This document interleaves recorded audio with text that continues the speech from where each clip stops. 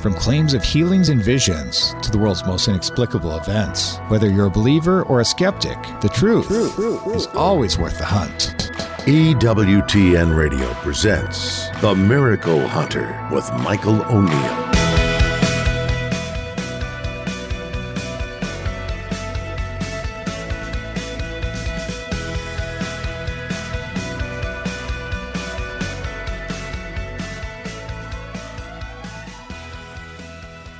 Welcome to the Miracle Hunter radio show on EWTN Radio. This is Michael O'Neill. I'm the Miracle Hunter. There was big saint news last week, and people who tune into the show know that they know that I track this stuff, and I'm always watching what the Dicastery for the Causes of Saints is pushing forward, and they're always announcing on new venerables, blesseds, and saints. And the exciting news, of course, was Fulton Sheen, that great American bishop, the media bishop, is now finally being declared venerable, and then now being beatified. And the announcement of the beatification date on September 24th has been made. And so we're so excited today to be talking with Alan Smith. He's a member of the Archbishop Fulton Sheen Foundation Advisory Board, and he'll be talking to us about this big news and what we can expect and how to get tickets and attend that beatification. So we'll be looking forward to talking to Alan in just a little bit. And I was also following this, the Dicastery's recent announcements, and another big one came up, and we announced this on the radio show last week, but I saw the name Barbara Samulowska, and there are a lot of Polish people who are on the path to sainthood, but I recognize that name because, of course, it is one of the visionaries of that apparition of Our Lady of Gletrzwald, which is the major approved apparition of Poland.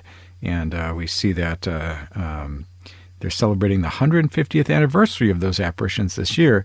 Perhaps with that big anniversary coming up, they felt it fitting that they announce the venerability of Barbara Samulowska. So we'll be talking to Father Rafal Przestrzelski today on today's show from the Gletrzwald Shrine to talk about this major thing. And when I think about it, we look at Bernadette of Lourdes or St. Juan Diego or any of the St. Margaret Mary Alacoque or any of these other the Fatima children, any of these other big-name saints, St. Faustina Kowalska, all these people who have received visions of some sort and been moved along the path to sainthood towards becoming a saint.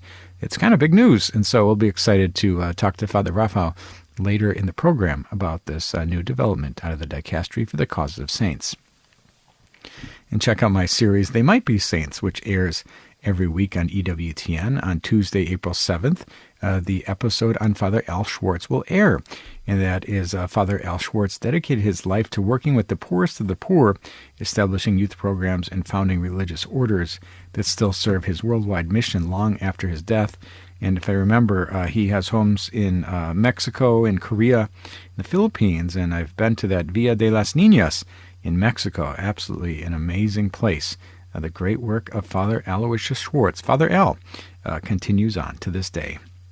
Check out my other series, Explore with the Miracle Hunter. I take a trip to the famed ruins of Pompeii, where I explore the life's work of Blessed Bartolo Longo, known as the Apostle of the Rosary. And many miracles are attributed to him throughout his life. And Our Lady of the Rosary of Pompeii is that great devotion that has a Marian apparition connected to it. That's all outlined in that program on Saturday, April 18th, at 5:30 p.m. Central Time. Later in the show, we're going to be looking at the Might Be Saint of the Day, like we always do. And for today's day, we've got Blessed Giuseppe Benedetto Dusmet from Italy.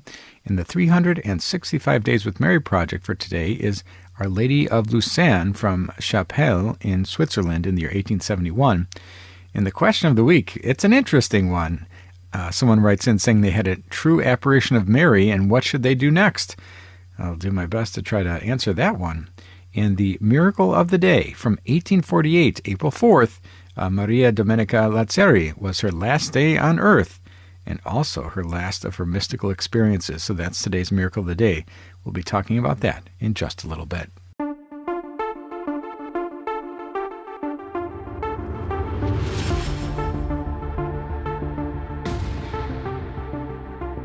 Miracle News. We always do this where we announce things happening all around the world that relate to miracles. And the biggest news of this past week, of course, relates to Archbishop Fulton J. Sheen. And everybody who has been following along in the United States and around the world about this knows that this has been a long time coming. He was the only person in the entire world who had a miracle under his belt, so to speak, a beatification miracle, who wasn't a blessed. And he's been sitting like that for 4 years. No, 4 years, beyond 4 years, since 2019. My math is bad. I guess we're looking at 7 years now. Time flies. But the Vatican has officially announced that J. Sheen will be beatified on September 24th, 2026, with the ceremony scheduled to begin at 10 a.m. local time. And this event will take place in St. Louis and will be presided over by Cardinal Luis Antonio Tagle as the papal delegate. And the announcement provides a long-awaited clarity after years of delays, including the cancellation of that previously planned beatification in 2019. And I myself was planning on going to that one as well. And organizers confirmed that the liturgy will be held at the Dome at America Center, a venue selected for its capacity to host large-scale events. And I think they expect thousands of pilgrims and visitors to attend. And, of course, that's reflective of the widespread interest in Sheen's life and legacy. And the location also highlights the national importance of the occasion and ensures that there's enough space for clergy, all the dignitaries, and members of the public who want to go, like myself. And reaction to the announcement has been very positive amongst clergy and the faithful, many of whom have closely followed Sheen's cause for decades. And this beatification comes after the Vatican recognized both his heroic virtue and a miracle attributed to his intercession, clearing the final requirements for the stage in the canonization process. And the upcoming ceremony is expected to be a big moment for the American Catholic Church as Fulton Sheen moves closer to sainthood. And so that is today's Miracle News for the day. And if you connect to the Facebook feed of the Miracle Hunter, I've been posting all about that. This is big news, and I plan to be there myself on September 24th to say.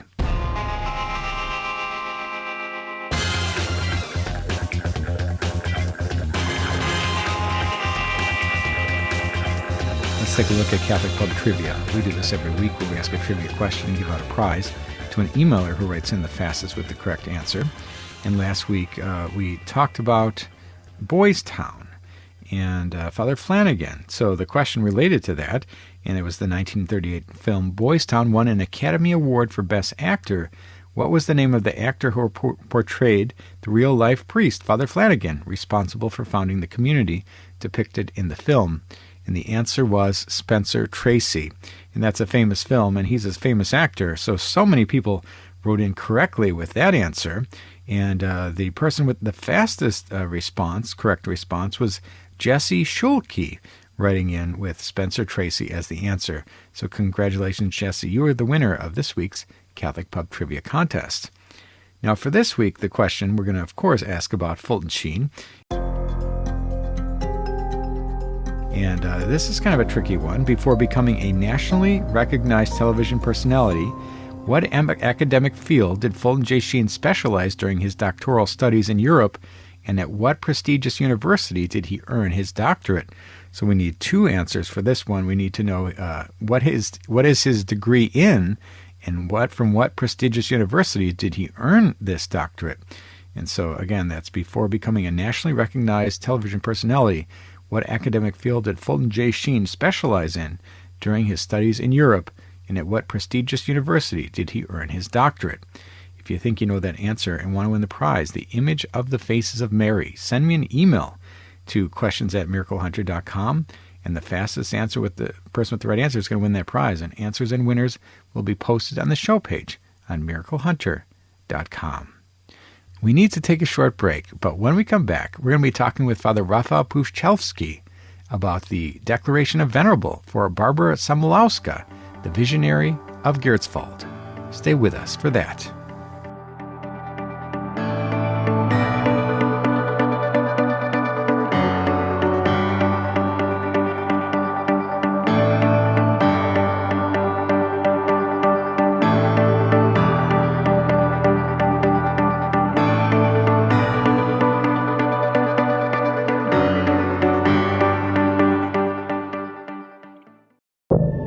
Now, back to the Miracle Hunter on EWTN. Here's Michael O'Neill. Welcome back. You're listening to the Miracle Hunter radio show on EWTN Radio. This is Michael O'Neill. I'm the Miracle Hunter. Throughout Catholic history, there have been these occasions that where Mary has appeared, and the Catholic Church has recognized it as an authentic apparition, giving a declaration of constate supernaturalitate, established as supernatural, worthy of belief in the supernatural character of the event. And in a number of these cases, perhaps the most famous ones, we can look at Lourdes, Guadalupe, Fatima. We see the canonization of the visionary. So St. Juan Diego in Guadalupe, or St. Bernadette Soubirous at Lourdes, or the Fatima children on the path to sainthood as well. And Margaret Mary Alacoque with the Sacred Heart devotion, and various, Catherine Labouré is another one with the Miraculous Medal. So these are ways that the Catholic Church acknowledges in a big way when the associated visionary is canonized. They recognize in an even further way the authenticity of those visions. And it hasn't happened for some time, but just this past week or so, we had the announcement coming out of Rome that there was a new visionary on the path to sainthood, and that's Barbara Samulowska. She is, of course, one of the visionaries from the 1877 Gletrzwald apparitions, and those are the most highly recognized Marian apparitions from the very Catholic country of Poland. And she was declared venerable in a decree coming out of the Dicastery for the Cause of Saints, as signed off by Pope Leo. So this was a big event. It puts Gletrzwald. It was already one in that very highest level of approval for Marian apparitions, but this is an extra level, and I was very excited to see her name on the list. I recognized it right away when that list came out from the Dicastery. Well, we're so grateful today to be joined by Father Rafal Przestrzelski, all the way from Poland, joining us from the Gletrzwald Shrine. Thank you so much, Father Rafal, for joining us on today's program. Hello, and thank you for inviting me for your program. Yeah, this was exciting news. I think this declaration that Barbara Samulowska will be declared venerable, and for most American Catholics and many Catholics around the world, that name is not known. It isn't known in the same way that Bernadette of Lourdes or St. Juan Diego or the Fatima children. So this was an important event, this announcement. So if you would, please, just give us the background. Who was Barbara, and how is she related to these apparitions that occurred in 1877? Yeah, I think Barbara is not known but also in Poland because of the difficult history of our country. Because the 19th century, the Poland wasn't on the maps of the Europe. Poland was parted to the three parts, and there was difficult times. In those difficult 19th century times, where in Warmia we had an Kulturkampf, a Prussian occupation, and our Mary appeared. It was 27th of June 1877 when the 13-year-old Justyna Szafryńska saw a beautiful lady on the maple located near to the church. It was the day of the first communion exam. So she passed the exam, and it was about 9 p.m. and she with her mother heard a bell. And after the bell ringing, they were starting to pray. And after prayer, the girl saw something on the maple, some kind of light, and she wanted to see it more clearly. And when she get closer, she saw beautiful lady in the white dress with beautiful blonde hair and the blue eyes, and she was sitting on the throne. The throne was made of gold and the preciosas, and the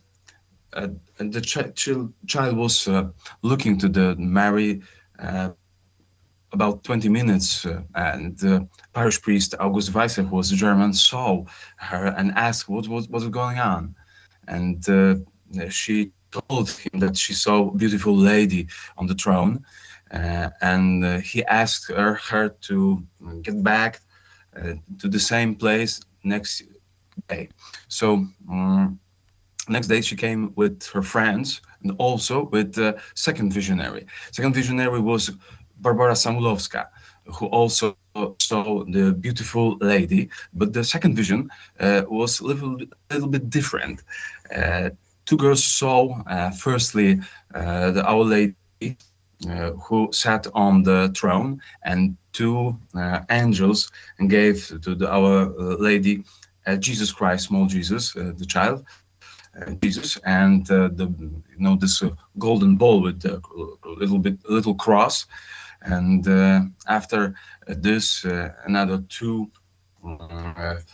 angels were carrying the golden crown and golden scepter.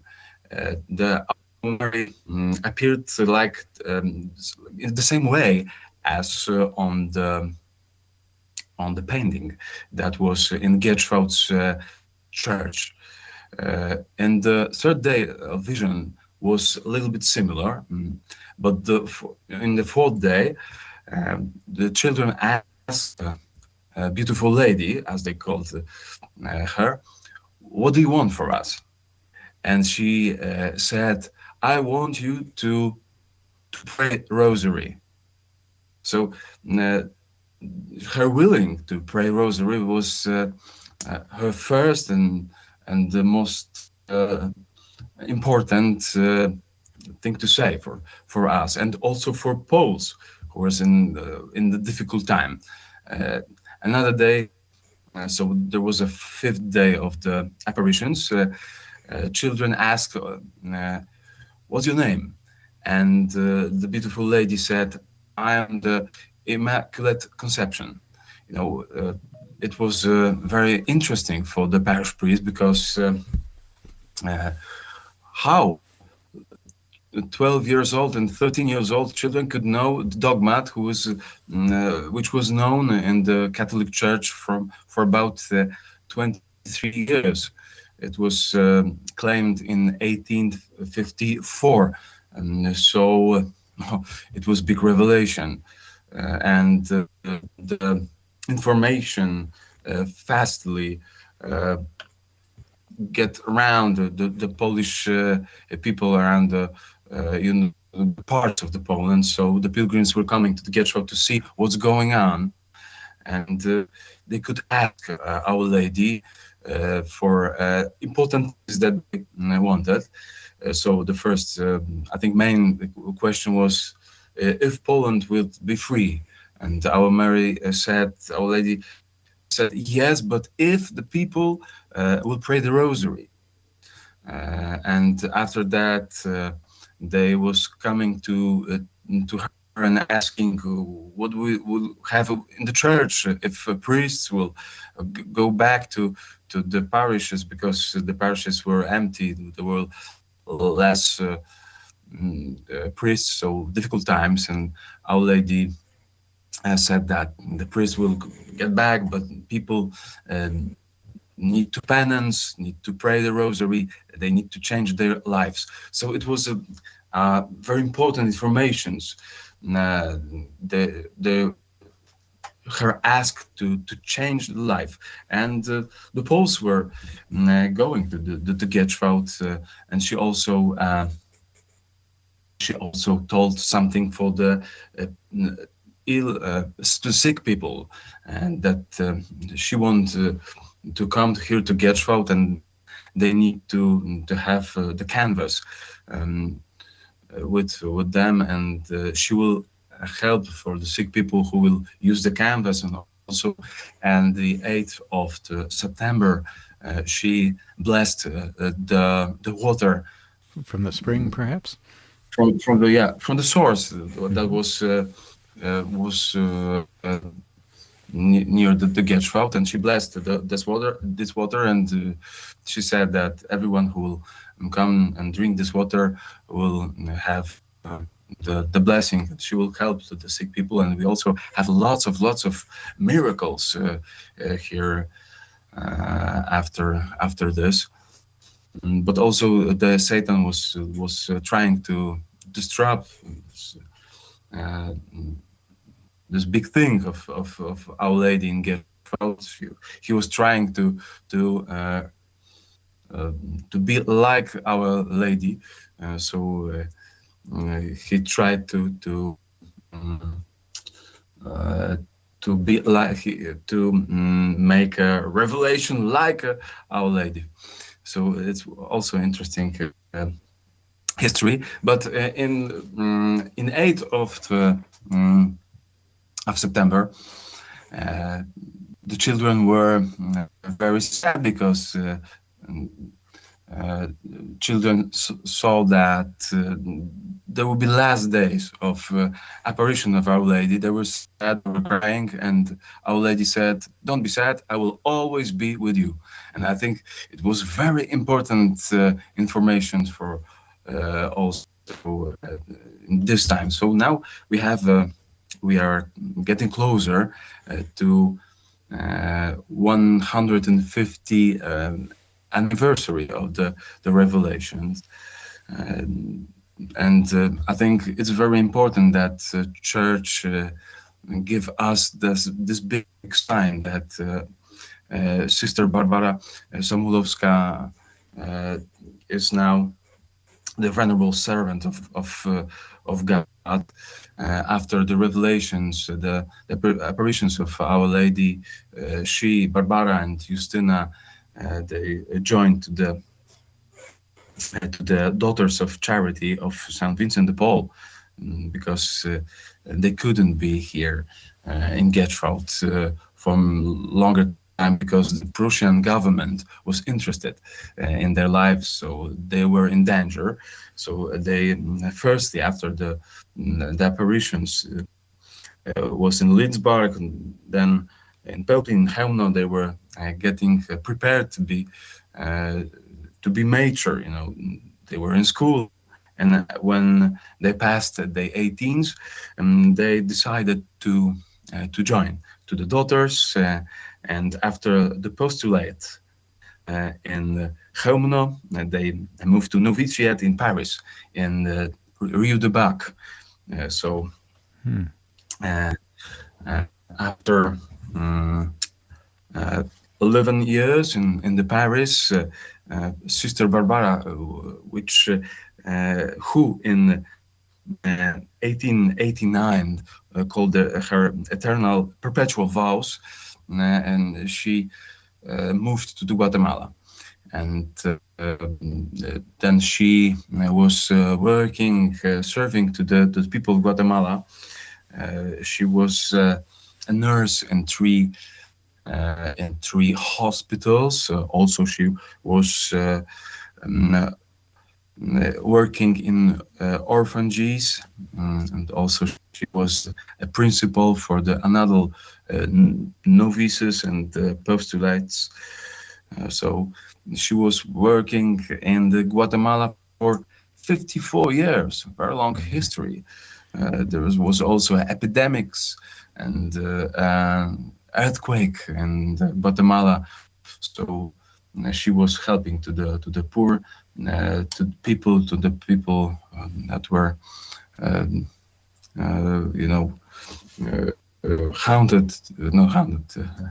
ruined by epidemics or by the earthquake. Had the problems. So truly amazing. We've been talking today with Father Rafal Przestrzelski about the declaration of Venerable for Barbara Samulowska.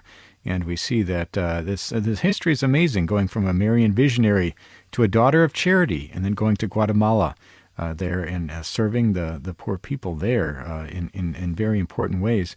And when we look at the context of all of this, when we consider that famous seers like St. Catherine Labouré, also a daughter of charity, Bernadette of Lourdes, the Fatima children, St. Juan Diego, these are all people who saw visions of Mary and were moved along the path to sainthood and declared saints, most of them. What do we see? What is the significance of this announcement related to Barbara? I think it's very important for our community, canon regulars of Lateran, and also for the daughters of the charity of Saint Vincent de Paul, because it's a kind of a possibility to talk about what Our Lady said 150 years ago. It's because those revelations, those apparitions had very important words for the times 150 years ago, but those times now are a little bit similar, because there was the 19th century was a century of wars, and the same we see now in the world. There are lots of wars, lots of crises, and something, and everything gets worse and worse. And we also in Poland have a danger of the Russia, who is fighting with the Ukraine, and we don't know what we'll have in next few years.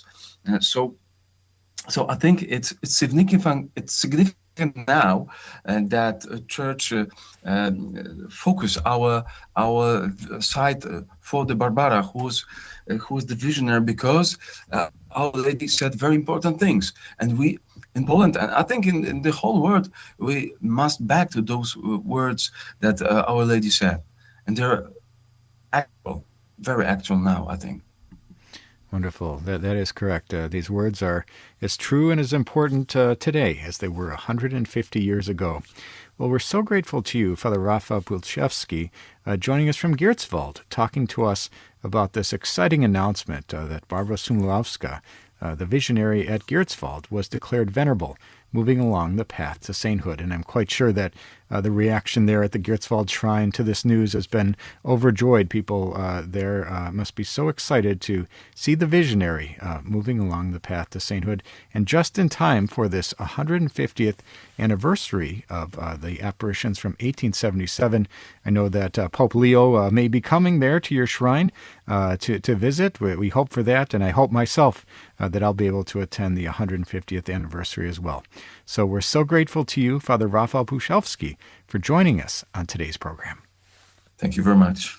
God bless. That was Father Rafal Przestrzelski joining us all the way from Gletrzwald in Poland, talking to us about this big news related to Barbara Samulowska. I'm quite sure that those in Gletrzwald are very excited about this. And as I said, this is a big development. Anytime we have a visionary of a Marian apparition being moved along the path to sainthood, being canonized eventually, that is a big event. We need to take a short break, but when we come back, we're going to be looking at the question of the week. Stay with us for that.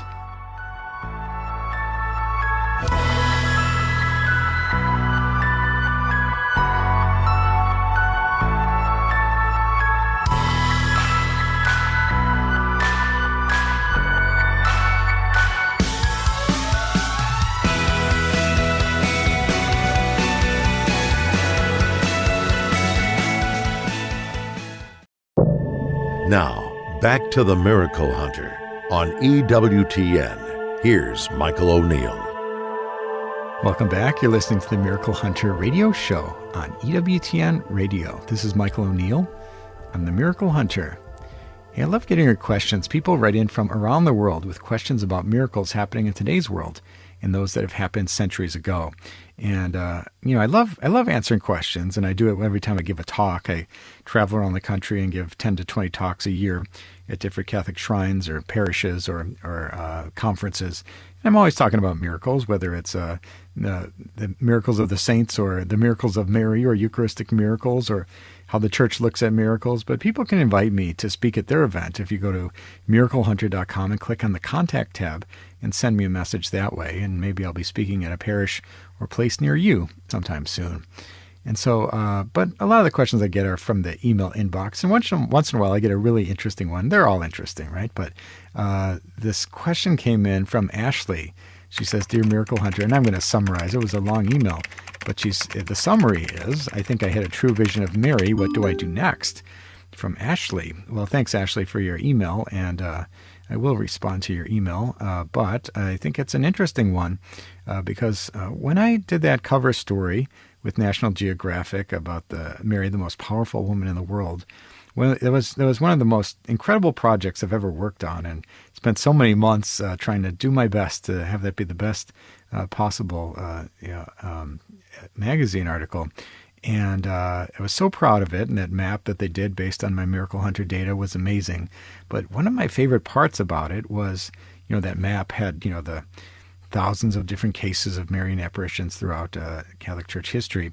But I got all these emails from people all over the world who read that article, and they said, "I think I've had a vision of Mary also."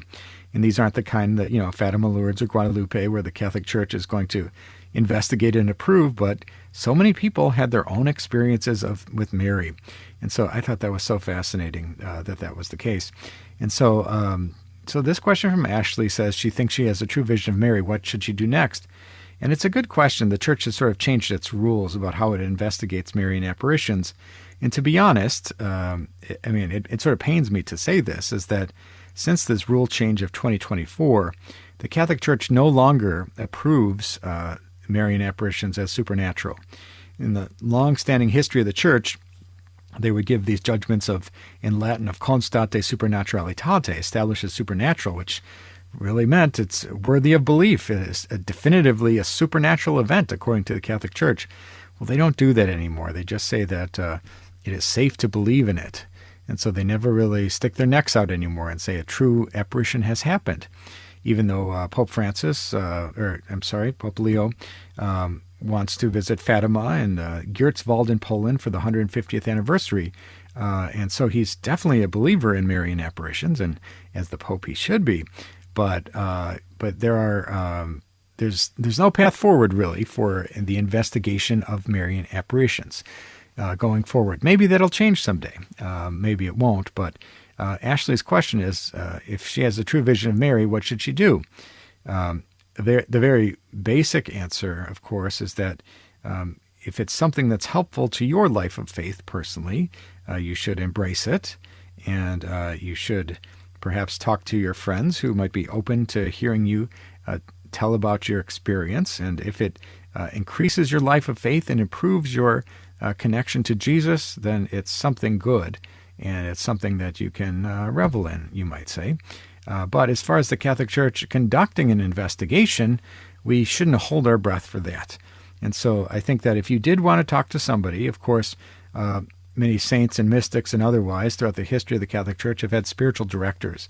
And those spiritual directors have helped guide people in the life of holiness. And sometimes, in rare occasions, that life of holiness or that path towards holiness includes some kind of mystical experience like a vision of Mary.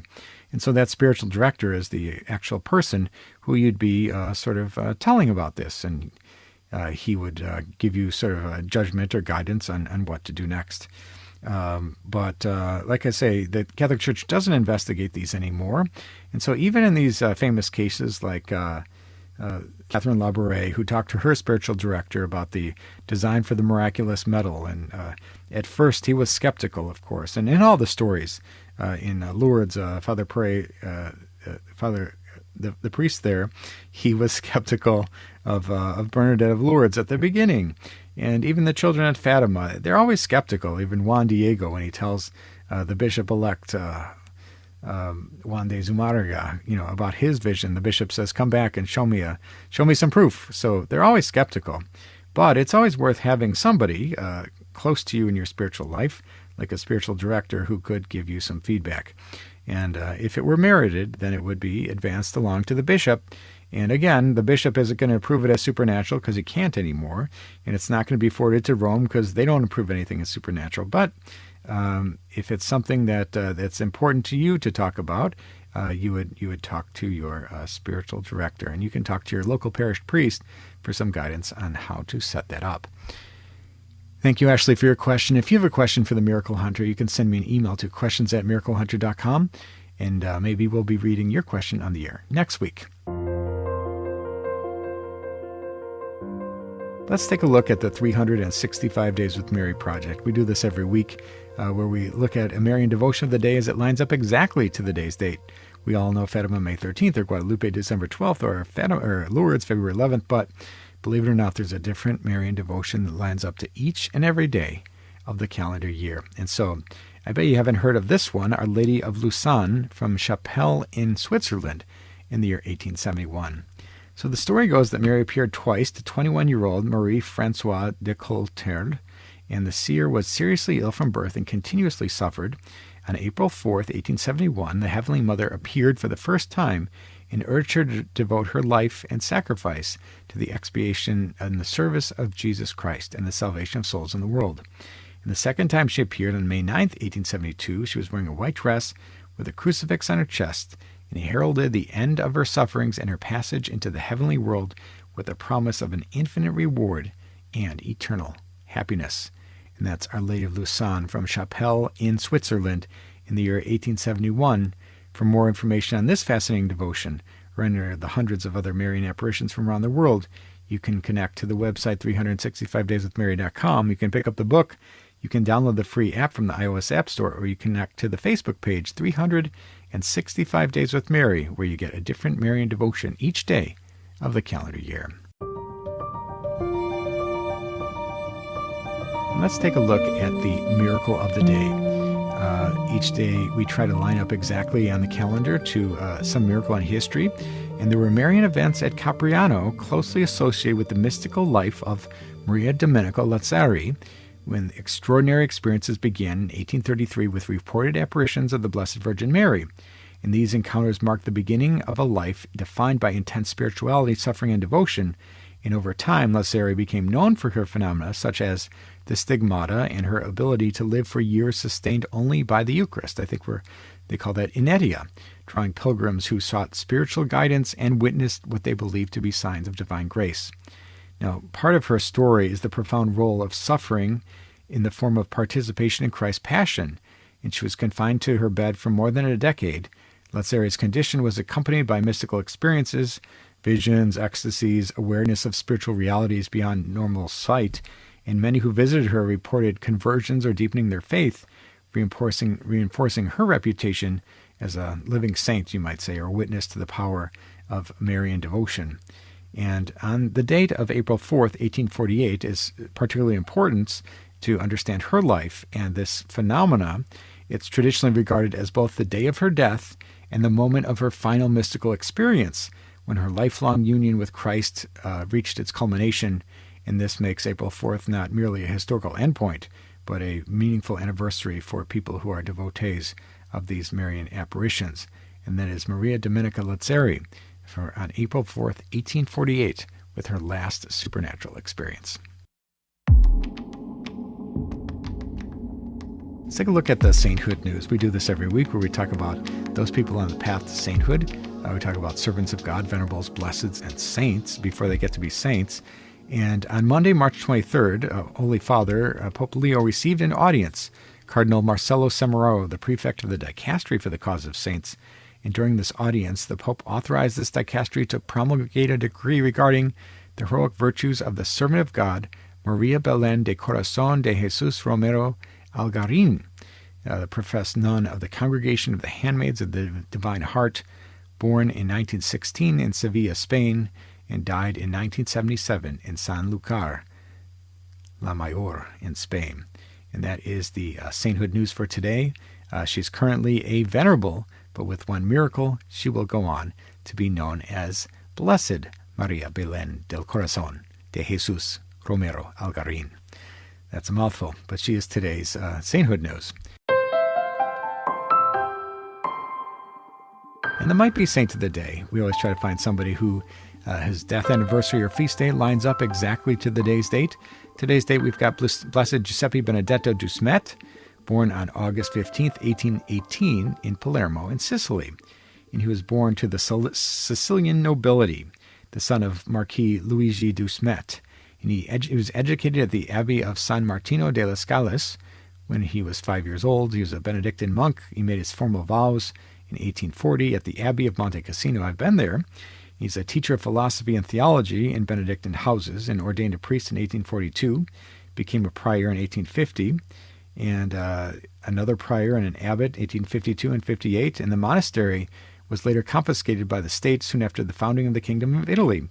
And he was named the Cardinal Priest of San Pudenzienza on February 11th, 1889. Quite a full life for Blessed Giuseppe Benedetto Dusmet, and he died in 1894 in Catania of natural causes, and he was declared blessed by Pope John Paul II on September 25th, 1988, and he is today's might-be saint of the day, Blessed Giuseppe Benedetto Dusmet. And for those people who want to check out my series, They Might Be Saints, you can go to EWTN Television or online, theymightbesaints.com. On Tuesday, April 7th, we've got They Might Be Saints Father Aloysius Schwartz. He dedicated his life to working with the poorest of the poor, establishing youth programs, and founding religious orders that still serve his worldwide mission long after his death. That's They Might Be Saints, Father Al Schwartz. We need to take a short break, but when we come back, we're going to be talking about the announcement of the beatification of Fulton J. Sheen. We'll be talking with Alan Smith, a member of the Fulton Sheen Foundation Advisory Board. Stay with us for that.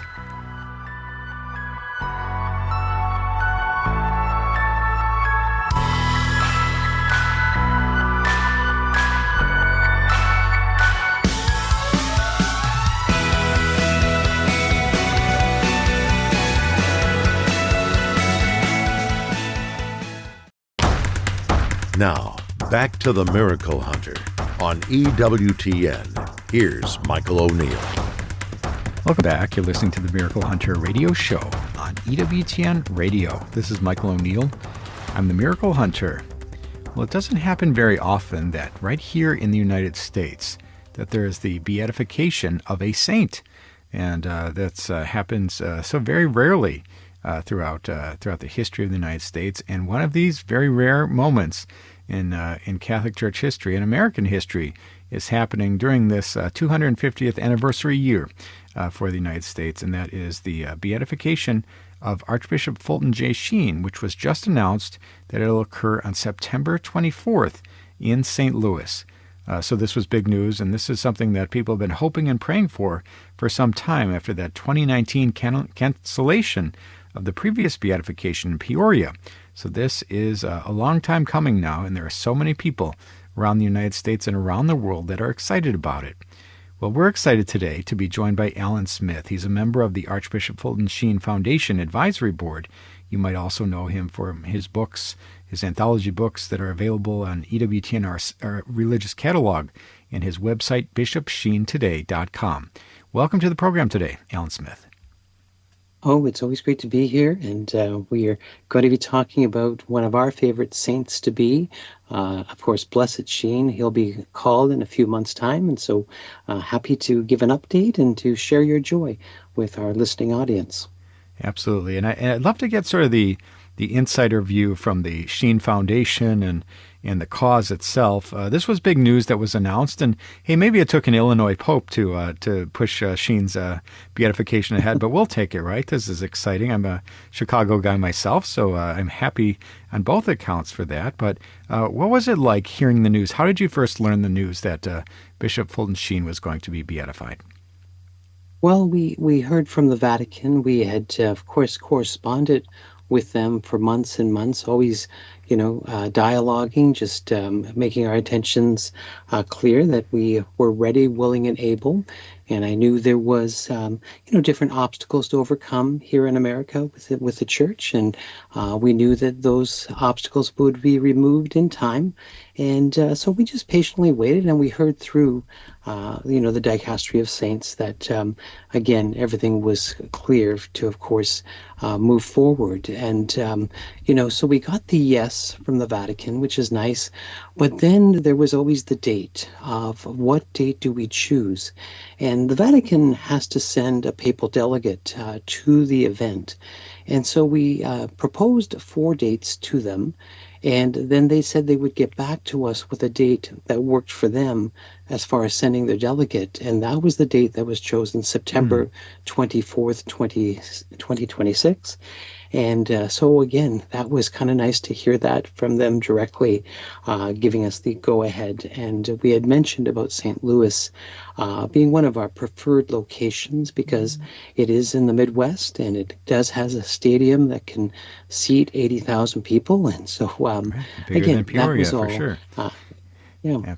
Absolutely. We've been talking today with Alan Smith from the Archbishop Fulton Sheen Advisory Board, and this is big news. And I think that so many people were sort of stinging from that 2019 situation where I myself had beatification tickets and was ready to go attend that beatification like everyone in Peoria and all these people around the country. And then it got canceled sort of strangely without explanation.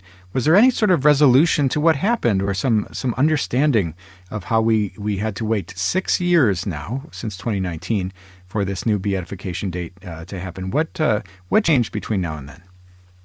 Yeah, well, the courts move slowly. I think there was questions involving just were cases handled properly, and again, we were living in a very cautious time in the church with many of the bankruptcies that were going on in certain dioceses, and we're just watching the news and seeing some of the scandals, and so it was a time to really just say, let's be 100% sure. Let's let the process go through, the statute of limitations, all of these things, and this takes years. But always in the background, the Lord was working. I'd like to say sometimes this delay helped the process in that more people took an interest in Sheen. And yet, like I say, it's in God's perfect timing. I think we were spoiled with St. John Paul II, Mother Teresa, and many of these recent saints. But when we look at the history of the church, it can take 75 and 100 years to make a saint. So again, all of these obstacles just took time to resolve. And happy to say there is no more roadblocks. And I think we'll be full Sheen ahead, I'd like to say, for September the 24th. Wonderful. And people can go to celebratesheen.com for more information. And when we talk about the sainthood process, of course, we talk about servant of God, or the opening of the cause, and then venerable, when Fulton Sheen's life of heroic virtue had been established. And then there's the search for the miracle. And of course, there was a tremendous miracle that was found through the intercession of Fulton Sheen. And he sat as the only person with an approved miracle who wasn't a blessed for these 7 years. So truly amazing. But for those people who aren't tuned into the miracle itself, tell us just a little bit the story with Bonnie Engstrom and her son, James Fulton Engstrom, which led to the beatification that we're going to be celebrating here in September. Yeah, a beautiful story of a family just going about their business. Again, Bonnie went into labor at home and, of course, gave birth to her son. He didn't show any signs of life, and so they called the paramedics. And they, of course, had a devotion to Fulton Sheen as a family, and they started to pray for his intercession while the paramedics started to work on the child. And of course, then they got on the phone and phoned their friends to say, could you also join us in prayer to pray for Sheen's intercession for a miracle? And again, 61 minutes into the journey, after James Fulton hadn't shown any signs of life, a pulse came and he was revived. And of course, the miracle is that he came back to life. But even a greater miracle is that he had no signs of brain damage. And of course, is a vibrant young teenager today. And again, this just praise be to God took place. And of course, the medical panel at the Vatican, after studying all of the documents and the records from the doctors, of course, presented to the Holy Father the case to say this is a miracle. And again, the Holy Father did approve that medical miracle in 2019. Amazing. We've been talking today with Alan Smith from the Fulton Sheen Foundation Advisory Board. And when we reflect on the life of Sheen, and of course the miracle is amazing, and it confirms what we all knew already, that he's a saint, and that he is going to be beatified coming up on September 24th. What is it about Fulton Sheen, would you say, that so many people have gravitated to over these decades? People who watched him on television or heard him on the radio, or read his writings, or were inspired by him in some way. What is it about Fulton Sheen that sort of has captured the attention of American Catholics? Well, I think, just the title of his television show sums it up. Life is worth living. And I think Fulton Sheen met us in our struggles. And there was someone there who cared, and he took an interest in us. And I think people who have met Fulton Sheen say, yeah, there's something that he cared about us. He cared about me, and individually, and as a group too. And again, he was a servant of all. And I think that's where I think people saw him and said, you know what? It's not about him. It's about Jesus Christ, and it's about helping other people come to Christ. And of course, that term, servant of all, I think fits Fulton Sheen so well. But again, he just had a genuine love for souls, and it took a genuine interest in everybody. And I think that's why we all fell in love with him, is we knew he cared. Absolutely. And so many people watched him on that program, Life is Worth Living, or heard other broadcasts, or were so familiar with him. He was sort of a media bishop in so many ways that all of us who are in media these days, Catholic media, we can be so grateful to Fulton Sheen for sort of opening the doors, paving the way for all of us. But beyond his accomplishments, his writing and his speaking and his appearances and his impact on so many people, what would you say are the virtues of heroic virtues that Rome recognized when they said that this is someone on the path to saint, should be someone on the path to sainthood, should be venerable, and now should be a blessed? What are the virtues of Fulton Sheen? I like to say the virtue of charity. We know that he gave tens, if not hundreds of millions of dollars to help the poor. He was a champion of the poor and the marginalized, raising money and bringing awareness to those in need. And so I just think of how much, he gave. And every dime he made from television, he gave it to the propagation of the faith, to make sure that the poor was fed and the gospel was preached. And so it was that spirit of charity that, and the beautiful virtue that he practiced. And of course, he was teaching us how to be charitable to God, to spend time with God. And of course, his holy hour devotion, he wanted everyone to participate in this love story he had of getting to know God by spending time with him in the church, in adoration. And so again, this virtue of charity, love of God, and love of neighbor, I think really exemplifies Fulton Sheen. Wonderful. And so many people, as I mentioned, are excited about this news. Not only were we waiting for 7 years, but there are people who are big fans of Sheen, perhaps growing up, heard Fulton Sheen or saw Fulton Sheen or read his writings later, or are just excited to have a new American on the path to sainthood and a beatification in the United States. And of course, we mentioned September 24th is the date, and this will be in St. Louis. The Dome at America Center. This is a huge venue. Lots of people will be in attendance. How can people get tickets and attend this event?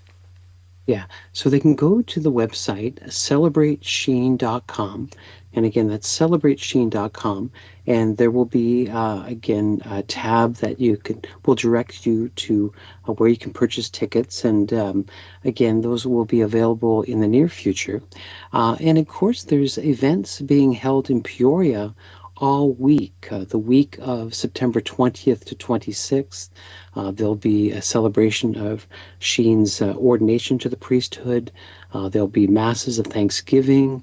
There'll be gala dinners. There'll be so much that will take place in Peoria. So we're calling it Sheen Week, of course, and invite everyone to make a Sheen pilgrimage to Peoria to come and visit the tomb where Archbishop Sheen lays to rest, and of course a beautiful museum that we have, and of course the great hospitality of the city of Peoria. And of course there's lots there, but it's going to be a full week of activities and festivities, and you can find out everything on the website, celebratesheen.com. Wonderful. Well, we're so grateful to you, Alan Smith, for joining us on today's program. And I know that you've written a number of books, an anthology series for Sophia Institute Press, available at EWTN Religious Catalog. Tell us about, for people who want to learn more about your writings as you reflect on Sheen, what will people encounter when they pick up these books from your anthology series? Yeah. Well, what I found was, Sheen wrote 5, sometimes 6 dozen books, and in there was a number of themes. And so I put together these anthologies according to the themes that he wrote on. So he wrote beautifully on the 7 last words on the cross. And so we put together an anthology called The Cries of Jesus from the Cross. And it has 7 of Sheen's books on the cross. And then he wrote a great deal on prayer. And so we put together an anthology and titled it, Lord, Teach Us to Pray. Sheen's writings on the Holy Hour, the Mass, the Our Father. Of course, we put together a book on God's love, Sheen's great God Love You and Love One Another. All of his writings in that anthology called The Greatest Commandment. And of course, he wrote during the war years to help us make sense of evil and good. And of course, we put together his writings from World War II and called it War and Peace, an anthology, because Fulton Sheen's name, he's Irish background in the Gaelic language. Fulton translates from Gaelic to English as war, and Sheen translates into the word peace. And so his name actually translates to War and Peace, and that's available, of course, through a beautiful anthology of Sophia Institute Press. And so, again, all these themes, I was able to put them together to make it easy for people to know that Sheen wrote on the cross, on prayer, God's love, again, peace, and he wrote on the sacraments. Those beautiful books, 3 to Get Married, and These Are the Sacraments. So there's lots there, but he's there to guide us. He's like the parish priest we all wish we had to teach us the faith and to journey with us. Amazing. And you have a new book coming out in July, I believe, another Fulton Sheen book. What's coming out soon? Yeah. Well, I think people were looking up at Sheen's spirituality. And so I was able to compile a book with a number of meditations, and we're going to call it The Soul of a Disciple. And I think that really speaks to Sheen. He would want us to become disciples of Jesus Christ. And he truly was a disciple. And so we look into his soul and what made him tick. And so it's titled The Soul of a Disciple, Fulton Sheen's Meditations on the Cross, the Eucharist, and the Christian Life. And so that will be coming out this summer in time for the beatification ceremony, but also in time for people to enjoy and to understand fully Fulton Sheen's spirituality and how we can imitate him and, of course, find peace of soul in our lives. Wonderful. Well, we're so grateful to you, Alan Smith, from the Archbishop Fulton Sheen Foundation Advisory Board and author of numerous books about Fulton Sheen. Thank you so much for joining us to tell us about this great upcoming event on September 24th. Thank you for joining us on today's program. Thank you, Michael, and God love you.